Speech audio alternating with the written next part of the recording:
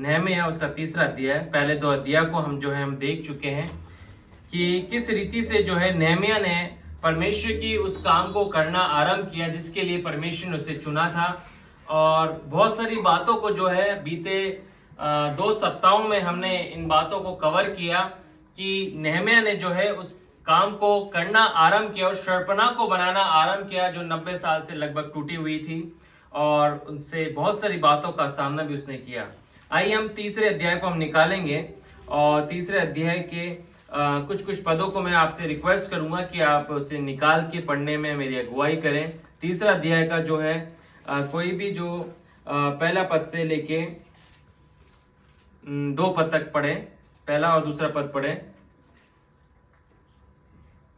तब एलियाशिब महायाजक ने अपने भाई याजकों समेत कमर बांधकर भेड़ फाटक को बनाया। उन्होंने उसकी प्रतिष्ठा की और उसके पल्लों को भी लगाया और हमेया नामक गुम्मट तक वरन हननेल के गुम्मट के पास तक उन्होंने शहरपनाह की प्रतिष्ठा की। उससे आगे यरीहो के मनुष्यों ने बनाया और इससे आगे इमरी के पुत्र जक्कुर ने बनाया। फिर अब यहाँ पर हम देख सकते हैं कि एक एक करके परमेश्वर के वचन में दिया गया है कि उस परिवार ने, उन लोगों ने उस शर्पणा का निर्माण करना आरंभ किया। और तीसरे पद में भी हम देखेंगे, कोई भी तीसरा पद भी पढ़े। फिर मछली फाटक को हसन के बेटों ने बनाया। उन्होंने उसकी कड़ियां लगाई और उसके पल्ले, ताले और बेड़े लगाए। उनसे आगे मेरमोत ने, जो हकोस का पोता और उरियह का पुत्र था, मरम्मत की। इनसे आगे मशलोम ने, जो मेशजेबेल का पोता और बेरकिया का पुत्र था, मरम्मत की। इससे आगे बाना के पुत्र सादोक ने मरम्मत की। इनसे आगे इक्तोई ने मरम्मत की, परंतु इनके रईसों ने अपने प्रभु की सेवा का जुआ अपनी गर्दन पर ना लिया। अब यहाँ पर हम जो देख रहे हैं कि उस फैमिली ने उन लोगों में से जो भी परमेश्वर के खिलाए हुए लोग थे, उन्होंने क्या किया, मरम्मत करी। कुछ पार्ट को उन्होंने बनाते गए, और जो वो पार्ट को बना रहे थे तो परमेश्वर की आत्मा क्या कर रही है, परमेश्वर की आत्मा अपने वचन के अंदर उन परिवार के लोगों के नाम लिखवा रही है। अब जो बात हम परमेश्वर के वचन से आज के दिन सीखना चाहेंगे कि हमारा जो टॉपिक था नहम्याह के किताब से, वो ये था कि it is time to rebuild. जब भी हम परमेश्वर के काम को करना आरंभ करते हैं या परमेश्वर के पूर्ण कामों का पूर्ण निर्माण हम करते हैं, जो टूटे हुए नजर आते हैं, जिन्हें हम देखते हैं कि वो काफी समय से रुका हुआ काम है, काफी समय से वो प्रभावित काम है, और जब परमेश्वर की आत्मा के द्वारा जब हम उभारे जाते हैं कि हम फलाना जगह जाएंगे, उस काम को हम करेंगे, तो मैं आपको इंकरेज करना चाहता हूं कि जब भी हम परमेश्वर के काम के लिए कुछ निर्णयों को जब हम लेते हैं या अपना पार्टिसिपेशन उसके अंदर देते हैं, तो परमेश्वर उस पार्टिसिपेशन को महत्व देता है, इंपॉर्टेंस देता है। और उसके इंपॉर्टेंस को नहम्याह के किताब के उसके तीसरे अध्याय में हम देख सकते हैं। आइए हम कुछ और पदों को हम पढ़ेंगे। 6ठे पद को हम पढ़ेंगे। फिर पुराने फाटक की मरम्मत फासेह के पुत्र योयादा और बसोध्याह के पुत्र मशुल्लाम ने की। उन्होंने उसकी कड़ियां लगाई और उसके पल्ले, ताले और बेड़े लगाए। अब यहाँ पर हम देख सकते हैं कि एक बार फिर से पूरे तीसरे अध्याय के अंदर हम व्यक्तियों के नामों को, परिवार के नामों को हम देखेंगे। तो ये क्या हमें सीखने में मदद करती है, ये क्या हमें रिवील करती है, ये इस बात को रिवील करती है कि परमेश्वर हर एक उन व्यक्ति के समर्पण को, हर एक उस व्यक्ति की किए हुए कार्यों को महत्व देता है, इंपॉर्टेंस देता है। चाहे उन्होंने कितना भी समय परमेश्वर के कार्य में क्यों ना दिया हो सकता है कि उस फलाना व्यक्ति ने केवल पल्ले लगाए हो, बेड़ियां लगाई हो, किसी परिवार ने कुछ ईंटें उठाई हो, है ना, सफाई करी हो। वहां पे जब शर्पणा टूटी हुई थी तो मिट्टी हो सकता है बिखरी हुई हो, पत्थर इधर उधर पड़े हुए हो, उन पत्थरों को उठाया होगा, एक तरफ करा होगा, मलबे को साफ किया होगा। तो हम तमाम उन बातों को जो है तीसरे अध्याय के अंदर देख सकते हैं कि हर एक फैमिली का जो है एक इंपॉर्टेंट रोल जो है उसके अंदर दिया गया है ना, पार्टिसिपेशन वो लोग कर रहे हैं। तो आज हम परमेश्वर के वचन से हम इस बात को, महत्वपूर्ण पॉइंट को हम देखेंगे। आप इसे लिख सकते हैं कि जो भी कार्य हम परमेश्वर के राज्य में हम करते हैं या अपना अपना अपना जो है पार्टिसिपेशन हम देते हैं, परमेश्वर उसको क्या करता है, अपने अपने स्मरण के लिए जो है उसे लिख देता है। आज भी परमेश्वर जो है अपने महिमा के निमित्त उन कामों को क्या कर रहा है, जो परमेश्वर के लोग इस संसार में रहते हुए यीशु की कलीसिया के लिए, यीशु की देह के लिए जो कर रहे हैं। ऐसा नहीं है कि परमेश्वर उन्हें नहीं लिख रहा है ना। परमेश्वर स्टिल अभी भी परमेश्वर उन कामों को क्या है, राइट डाउन कर रहा है, परमेश्वर उसे लिख रहा है ना। इसलिए तो हम उस गीत को गाते हैं कि खुल जाएंगी किताबें, है ना, खुल जाएगी किताबें। तो केवल खुल जाएगी किताबें केवल उस दिन के लिए नहीं खुलेगी, उस बातों के लिए नहीं खुलेगी कि किसने अच्छे काम करे या किसी ने बुरे काम करे, मगर उन बातों के लिए भी है कि किसने परमेश्वर के राज्य के लिए जो है अपना योगदान दिया है, किस रीति से योगदान दिया है ना। आज जब हम परमेश्वर के राज्य के लिए, परमेश्वर की देह के लिए, यीशु मसीह की देह के लिए, कलीसिया के लिए कुछ भी योगदान हम दे रहे हैं, है ना, वो परमेश्वर लिख रहा है ना।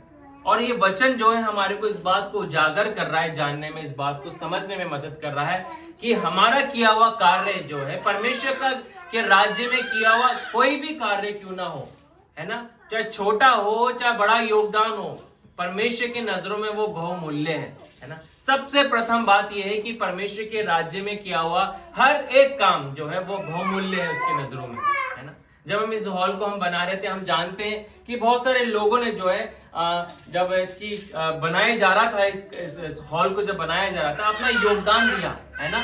फिजिकली उन्होंने आके योगदान दिया, फाइनेंशियली उन्होंने अपना क्या योगदान दिया, सामानों को पहुंचा के उन्होंने अपना योगदान दिया।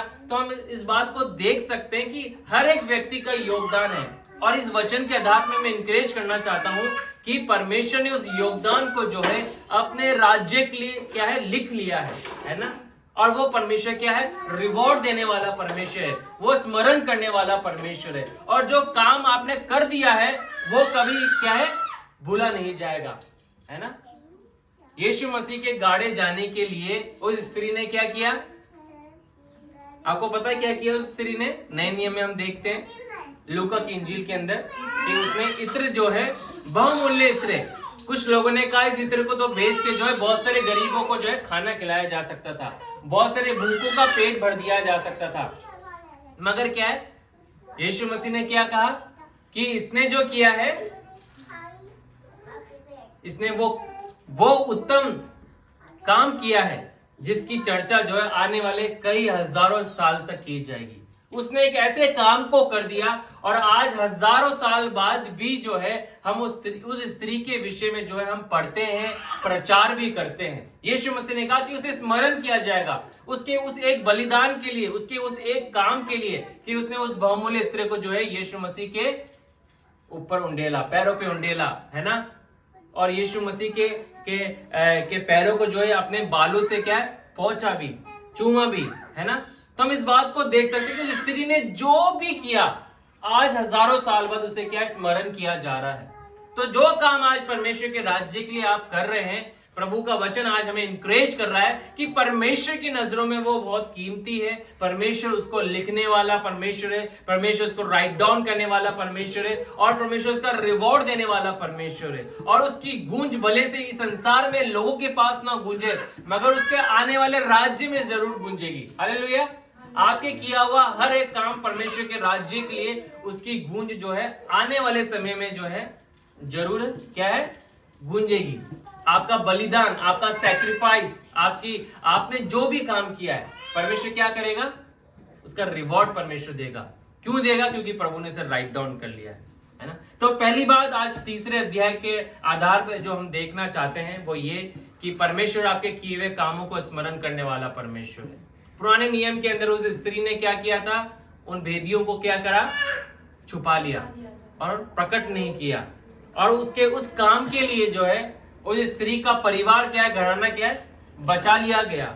और आज भी हम उसके नाम को क्या करते हैं, लेते हैं। उन भेदियों के बारे में शायद इतना नहीं बोला जाता होगा या नहीं जाना जाता होगा, मगर हम उस स्त्री के विषय में जानते हैं। क्योंकि उस स्त्री ने क्या किया, उस स्त्री ने जो है एक ऐसा काम किया परमेश्वर के राज्य में जिसके लिए परमेश्वर ने उसकी क्या करी, तारीफ करी, बड़ाई करी, उसे राइट डाउन कर लिया परमेश्वर ने।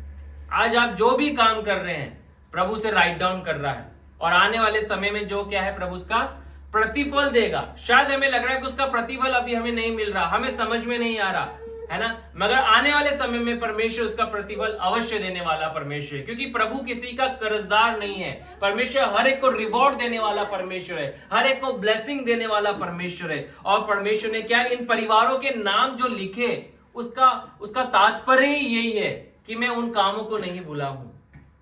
प्रभु आपके किए हुए हर एक उस बलिदान के कामों को नहीं भूला है जो आपने अपने कमी में, अपनी घटी के अंदर परमेश्वर के राज्य के लिए किया है, जो कराया है आपने, प्रभु से नहीं भूला है। प्रभु ब्लेस करने वाला परमेश्वर है। हम दूसरी बात को हम जो है हम देखेंगे, कोई भी निकाले 4 अध्याय और उसका जो हम पढ़ेंगे उसका 3 पद पढ़े कोई भी। उसके पास अम्मोनी तोबिया था और वे कहने लगा, जो कुछ वे बना रहे हैं यदि कोई गीदड़ भी उस पर चढ़े तो वे उनकी बनाई हुई पत्थर की शहरपनाह को तोड़ देगा। अब दूसरा पॉइंट जो है 4 अध्याय के आधार पे हम देखना चाहते हैं वो नेहमिया के जीवन से, वो ये कि नेहमिया ने जब काम करना आरंभ किया और जब वे काम कर रहे थे तो काम करते हुए कुछ लोग खड़े हो गए उनके विरुद्ध। और यहाँ पे लिखा हुआ है, उसके पास अमोनी तोबिया था और वे कहने लगा, जो कुछ वे बना रहे हैं यदि कोई गीदड़ भी उस पर चढ़े खड़ा हो जाए तो वो क्या होगा, धराशायी होगा, वे टूट जाएगा, है ना। तो हम इस बात को देख सकते हैं कि आप जो परमेश्वर के लिए कर रहे हैं भले से उसकी कीमत जो है वो लोग ना जाने, है ना, उसको तुच्छ समझे कि यार इसने क्या कर दिया, मगर वो परमेश्वर के राज्य में बहुत महत्वपूर्ण है ना, बहुत ही अनमोल वो एक कार्य है ना। तो हम डिस्करेज हमें नहीं होना कि कोई हमें आके बोले यार आपने ये क्या कर दिया, है ना, यार आप तो ये काम कर रहे हो, इस रीति से कर रहे हो, आपको इस रीति से करना चाहिए। हमको डिस्करेज करने वाले बहुत सारे लोग मिल जाएंगे, है ना। नेहमिया के जीवन में भी बहुत सारे लोग उसे डिस्करेज करने के लिए आए, उनकी टीम को डिस्करेज करने के लिए आए। तोबिया आया, है ना, और ये उसे मजाक उड़ाने लगा, अरे गीदड़ भी चढ़ेगा तो भी से इसको क्या है, शहरपनाह को गिरा देगा, ये तो कमजोर है। लोग आपको क्या है, जज करेंगे, है ना, आपके कवर से जज करेंगे। क्या करेंगे लोग, आके आपको आपके कवर बुक से क्या करेंगे, जज करेंगे, आपका न्याय कर देंगे, पूरा न्याय आपका लिख देंगे, आपका वर्तमान भी लिख देंगे, आपका भविष्य भी लिख देंगे और निर्धारित कर देंगे इनका तो कुछ नहीं होने वाला। मगर क्या है, हमारा परमेश्वर बहुत महान है। प्रभु हमारे निंदकों की जो बुराइयां जो होती है उन्हीं के सामने हमारी क्या कराता है, तारीफ करवाता है। हालेलुया, ऐसा महान हमारा परमेश्वर है। दाऊद का अनुभव है, भजन संहिता के अंदर वो पढ़ता है कि तू मेरे शत्रुओं के सामने क्या लगाता है, मेरे लिए मेज बिछाता है। उसका क्या मतलब है, जो लोग मुझसे जेलेसी रखते हैं, मुझसे चिढ़ते हैं, मेरे पीछे मेरी बैकबाइट करते हैं, प्रभु उन्हीं के सामने मेरे लिए मेज बिछा देता है। यानी कि इंपॉर्टेंट जो पर्सन जो होंगे वो आप होंगे, आपके निंदकों के सामने आपकी वाहवाही होगी, आपकी तारीफ होगी। और जब आपकी तारीफ होगी आपके निंदकों के सामने, उनकी सारी चुप्पी क्या है, उनका मुंह क्या उतर जाएगा और उनकी चुप्पी बैठ, उनके होठों पे चुप्पी बैठ जाएगी, है ना, चुपचाप से वो बैठ जाएंगे, है ना, शांत होकर वो बैठ जाएंगे, क्योंकि उनके पास कोई जवाब ही नहीं रहेगा, उनके पास क्या है, कोई शब्द ही नहीं रहेगा कि वो अब क्या बोले। क्योंकि उनके मन के अंदर एक गिल्टीनेस है कि यार हमने इसकी बुराई करी थी, हमने इसको बैकबाइट किया था, हमने इसे कुछ भी नहीं समझा था, हमने इसे समझा था इससे कुछ भी नहीं होगा ना। नेहमिया की टीम को हमने बेवकूफ समझा, नेहमिया के लोगों को, नेहमिया को हमने क्या पागल समझा, अरे ये कैसे बना लेंगे, क्या तुम्हारे अंदर वो सामर्थ्य है, क्या तुम्हारे अंदर वो शक्ति है, क्या तुम इसे बना सकते हो, इतनी जल्दी तुम इसे क्या 2 दिन के अंदर क्या तुम इसे बना दोगे। लोग उसका मजाक उड़ा रहे थे, निरंतर मजाक उड़ा रहे थे, मगर क्या है, वो चुप रहा। हमें चुप रहना है, क्योंकि लड़ाई किसकी है, हमारे परमेश्वर की। और हमारे शत्रुओं के सामने मेज कौन बिछाएगा, हमारा परमेश्वर बिछाएगा। हमें क्या रहना है, शांत हमें रहना है। तीसरी बात को हम देखेंगे, 4 अध्याय का 6 पद पढ़े, ये अंतिम पद हम पढ़ेंगे आज की बाइबल स्टडी का। 4 का 6 पद पढ़ दें। हम लोगों ने शहरपनाह को बनाया और सारी शहरपनाह आधी ऊंचाई तक जुड़ गई, क्योंकि लोगों का मन उस काम में नित लगा रहा। अब यहाँ पर हम देखते हैं तीसरी बात यह है कि यूनिटी बहुत जरूरी होती है परमेश्वर के काम के लिए। अगर हम चाहते हैं कि परमेश्वर का काम जो है एक सर्टेन लेवल तक जो है पहुंचने पाए, या परमेश्वर का दर्शन हमारे जीवन के द्वारा जो है फुलफिल होने पाए, तो हमारे को एक ऐसी टीम की, एक ऐसे लीडर की जरूरत पड़ेगी जो पूरी कलीसिया को साथ लेके चले, टीम को साथ लेके चले, यूनिटी के साथ लेके चले। क्योंकि यूनिटी के अंदर जो है परमेश्वर की आत्मा क्या करती है, मूव करती है ना। यूनिटी के अंदर परमेश्वर के काम बहुत तेज रफ्तार से पूरे होते हैं। और यहाँ पर हम देखते हैं हम लोगों ने शर्पणा को बनाया और सारी शर्पणा आधी ऊंचाई तक जुड़ गई, क्योंकि लोगों का मन उस काम में नित लगा रहा, निरंतर लगा। वो जितने भी लोग वहां पे थे, उन लोगों का मन कहाँ लगा हुआ है, परमेश्वर के कामों को करने के लिए लगा, उस शर्पणा को बनाने के लिए लगा। उनको और कुछ दिख ही नहीं रहा था, उनको कुछ नजर ही नहीं आ रहा था। और आज जब हमारे दर्शन जो प्रभु ने हमें दिया है, हमारा ध्यान भी उस दर्शन की ओर केवल लग जाएगा, संसार की और तमाम बातों से हटके, तो क्या है, परमेश्वर का कार्य हमारे जीवन के द्वारा, हमारी फेलोशिप के द्वारा, कलीसिया के द्वारा और तेजी रफ्तार से क्या है, होना आरंभ हो जाएगा। तो हमारे को क्या, नहम्याह के जीवन से आज हम क्या सीख रहे हैं? सबसे इंपॉर्टेंट बात ये सीख रहे हैं कि परमेश्वर हम सबको जो है यूनिटी के अंदर लेके आना चाहता है, कि हम सब जो है यूनिटी में आ जाएं, और यूनिटी के साथ जो है हम क्या करें, परमेश्वर के काम को करें। ये काम किसी मनुष्य का नहीं है, किसी कलीसिया का नहीं है, किसी पासबान का नहीं है। ये दर्शन जो प्रभु ने हमें दिया है, या मैं कहूँ इस काम को जब हमने यहाँ पर आरंभ किया, तो ये मेरा काम नहीं है। ये किसका काम है? मैं निरंतर बोलता हूं, ये परमेश्वर का काम है, और हमें उस रीति से पार्टिसिपेट हमें इसमें क्या है, करना है ना। ये हम परमेश्वर के लिए कर रहे हैं, किसी मनुष्य को दिखाने के लिए नहीं कर रहे, किसी मनुष्य को इंप्रेस करने के लिए नहीं कर रहे, किसी मनुष्यों के लिए नहीं कर रहे। हमने लास्ट टाइम देखा था, क्या देखा था, रोमियो के मे भी शायद 11वें अध्याय से हमने देखा था 36वें पद से, कि ये परमेश्वर की ओर से, परमेश्वर के द्वारा और परमेश्वर के लिए। ये काम की शुरुआत प्रभु के द्वारा हुई है, उस दर्शन के द्वारा हुई है। उस दर्शन को पूरा करने का सामर्थ्य परमेश्वर देता है, और परमेश्वर को ही इसके द्वारा महिमा मिलनी चाहिए। तो आज हम प्रभु के वचन से इस बात को देख रहे हैं, और देखी है हमने कि परमेश्वर की योजना हम सबके जीवन के लिए है। और परमेश्वर नहम्याह के जीवन से, उसकी किताब से हमारे को सर्वप्रथम ये बात सिखाना चाहता है कि तुम्हारा हर एक योगदान मेरी नजरों में कीमती है, चाहे वो छोटा हो चाहे बड़ा हो। छोटा बड़ा तो हम निर्धारित करते हैं, मगर हमारा परमेश्वर निर्धारित छोटा बड़ा नहीं करता है। हर एक वो काम जो है परमेश्वर के लिए जो है इंपॉर्टेंट है, हर एक वो काम इंपॉर्टेंट है, हर एक काम, है ना। जो भी आपने अब तक परमेश्वर के काम राज्य के लिए किया, क्योंकि आपने परमेश्वर के लिए ये किया है, किसी मनुष्य के लिए नहीं किया, किसी इंसान के लिए नहीं किया, प्रभु के लिए किया। और जब इस लक्ष्य को लेकर हम चलेंगे, हमारे काम में यूनिटी आएगी, हमारे काम में क्या आएगी, वो सामर्थ्य दिखेगी कि यार हमें क्या करना है, यूनिटी के साथ हमें करना है। जब हम प्रार्थना यूनिटी के साथ हम करेंगे, एक मन होके हम करेंगे, एक चित्त होके हम करेंगे। नए नियम में हम प्रथम कलीसिया की जो सर्वप्रथम शक्ति जो थी, सामर्थ्य जो थी, वो क्या थी, यूनिटी थी। वो यूनिटी के साथ प्रचार करते थे। अगर दो व्यक्ति है, एक व्यक्ति प्रचार कर रहा है, तो पूरी कलीसिया लौ लगा के उसके लिए प्रार्थना कर रही है। पौलुस जब प्रचार करने के लिए जाता था, तो वो रिक्वेस्ट करता था अपने लेटर के अंदर कि तुम मेरे लिए प्रार्थना करो कि मुझे परमेश्वर जो है सामर्थी वचन दे।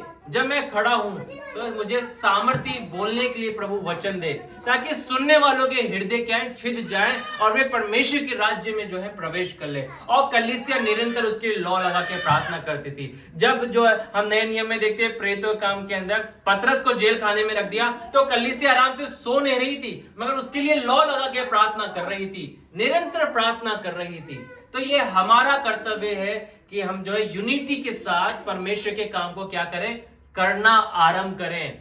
चाहे हम प्रार्थना करें, चाहे हम इवेंजलिज्म करें, चाहे हम जो है गवाही दें, प्रचार करें, हम क्या करें, यूनिटी के साथ करें।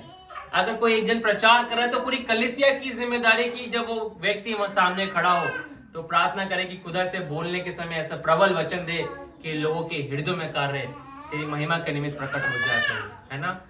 प्रार्थना करें, जब हम प्रार्थना के लिए बैठे तो हम ऐसी प्रार्थना करें कि बाहर संसार में परमेश्वर का कार्य क्या है, प्रकट होने लग जाए, लोगों के जीवनों में चमत्कार प्रकट होने लग जाए।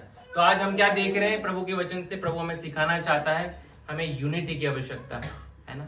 जहाँ यूनिटी है वहाँ परमेश्वर की आत्मा जो है स्वतंत्रता के साथ फ्लो करेगी, और शैतान यूनिटी को तोड़ता है। उसने आदम और हवा के जीवन में क्या करा? डिस्प्यूट लेके उन्हें अलग करने का प्रयास किया, मगर परमेश्वर का काम क्या है? जोड़ने का काम है। उसकी आत्मा का काम है जोड़ने का काम है। आइए हम परमेश्वर से प्रार्थना करें कि खुदा हमें तू एक कर, यूनाइट कर आत्मा में, ताकि हम तेरी सेवा को जो है एक मन होके हम कर सके, है ना, एक मन होके हम कर सके। आइए हम प्रार्थना करें। प्रभु जी, मैं आपका धन्यवाद करते हैं आज के वचन के लिए प्रभु जी, आज की बाइबल स्टडी के लिए पिता, जो नहम्याह के जीवन से 3 अध्याय 4 अध्याय के आधार पे आज हमने देखी और सीखी प्रभु, कि तेरे राज्य में हर एक को किया हुआ कार्य प्रभु जी तूने स्मरण करता है प्रभु, उन्हें तू देखता है और तेरे लिए बहुत इंपॉर्टेंट रखता है प्रभु जी। इसलिए तो हर एक उन लोगों के नाम को लिख के रखता है, उनके किए हुए कार्य को लिख के रखता है प्रभु, जो उन्होंने किया प्रभु जी, जितना भी किया हर एक का हिसाब तेरे पास है प्रभु जी। हम तेरा धन्यवाद करते हैं प्रभु जी, और ये बात हमें याद देता है प्रभु जी कि हमारा हर एक वो बलिदान प्रभु जी खुदावन, उसे भले से लोग नहीं देख पा रहे या नहीं समझ पा रहे, मगर तू समझ रहा है प्रभु। जितने भी लोग खुदावन इस वचन को देखते सुनते और सुना है प्रभु जी, होने दे ये कॉन्फिडेंस हमारे अंदर आए प्रभु जी, कि हम किसी मनुष्य के लिए नहीं मगर हम तेरे लिए कर रहे हैं प्रभु जी, और इसका रिवॉर्ड केवल देने वाला केवल तू ही है परमेश्वर प्रभु जी, क्योंकि तू हमारे कामों को देख रहा है प्रभु, हमारे बलिदानों को देख रहा है, हमारे किए हुए हर एक योगदान को तू देख रहा है प्रभु जी, और वो तेरी पुस्तक में लिखे हुए हैं प्रभु जी। तो दया कर प्रभु जी, हम यूनिटी के साथ तेरे काम को कर सके, और हर एक को उन मजाक को उड़ाने वाली आत्माओं से खुदा जब हम गिरते हैं प्रभु जी, तो हम केवल विश्वास के करता सिद्ध करने वाले यीशु तेरी ओर ताकने वाले बन जाए प्रभु। तो दया कर, अनुग्रह कर, यीशु के नाम से मांगते हैं, आमीन। प्रभु आप सबको आशीष दे।